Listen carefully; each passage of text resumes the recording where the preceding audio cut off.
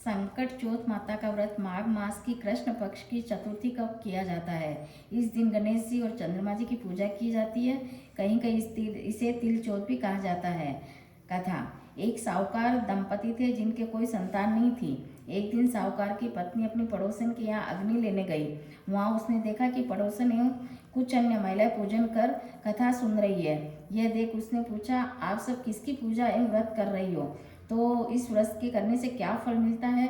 पड़ोसन ने साहूकार की पत्नी को बताया कि यह चतुर्थी की पूजा है। इस दिन व्रत करने तथा कथा कहने सुनने से बिछड़े हुए मिल जाते हैं, सुख समृद्धि और संतान की प्राप्ति होती है। यह सुनकर साहूकार ने वही संकल्प किया कि यदि मेरे कोई संतान हो जाएगी तो मैं सवा सेर का तिलकुट्टा चढ़ाऊंगी।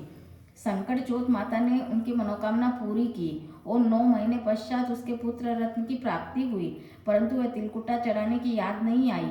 इसके बाद उसके 6 बेटे हुए, फिर भी उसको तिलकुट्टा चढ़ाने की याद नहीं आई। सातों बेटे बड़े होने लगे। उसके बड़े बेटे के विवाह के लिए फिर से मन्नत मांगते हुए कहा, यदि मेरे बेटे का विवाह हो जाए तो 1.25 मन का तिलकुट्टा चढ़ाऊंगी। विवाह की सभी तैयारियां होने लगी, फिर भी साहूकार ने तिलकुट्टा चढ़ाना भूल गई। जब उसका बेटा फेरों में बैठ गया तो चौथ माता विनायक जी ने पूछा कि ये साहूकारनी हर बार तिलकुट्टा बोल तो देती है, लेकिन चढ़ाती एक भी बार नहीं है। अब तो इसके बेटे को विवाह भी संपन्न होने जा रहा है। अगर इसे चमत्कार नहीं दिखाएंगे तो हमें कौन मानेगा? इतना कह चौथ माता ने दूल्हे को फेरे में से उठाकर गांव के बाहर पिंपल के वृक्ष पर बैठा दिया। दूल्हे के अचानक इस प्रकार फेरे में से गायब हो जाने से उपस्थित लोगों में हाहाकार मच गया। सभी तरह दूल्हे को ढूंढने गए, लेकिन वह कहीं भी नहीं मिला और दिन बीतते गए। जब गणगौर पूजने के लिए गांव के बाहर से दूब लेने जाती तो वह लड़की भी उनके साथ जाती, जिसका पति फेरों में से गायब हो गया था। सब सहेलियां जब राह में एक पिंपल का समीप से गुजरती हुई तो पिंपल पर बैठा उसका दूल्हा उसके देखकर कहता, आए मेरी अदब्याई हुई। यह आवाज़ सुनकर वह लड़की चिंतित होती।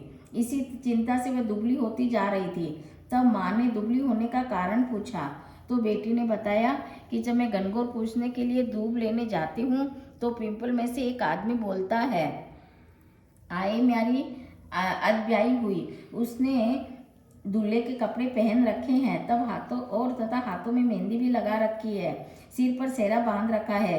बेटी की बात सुनकर माँ उस वृक्ष को देखने गई। माँ ने देखा तो वह उसी का दामाद है जो फेरों पर से अचानक गायब हो गया था।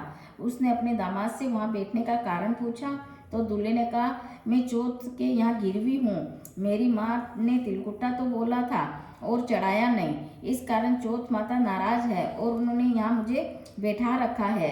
दामाद की बातें सुनकर सास उसी समय उसकी माँ के पास गई और सारी बात बताई। साहूकारनी ने उसी दिन 2.5 मन का तिलकुट्टा चढ़ाकर चौथ माता के भोग लगाया और पूजा की।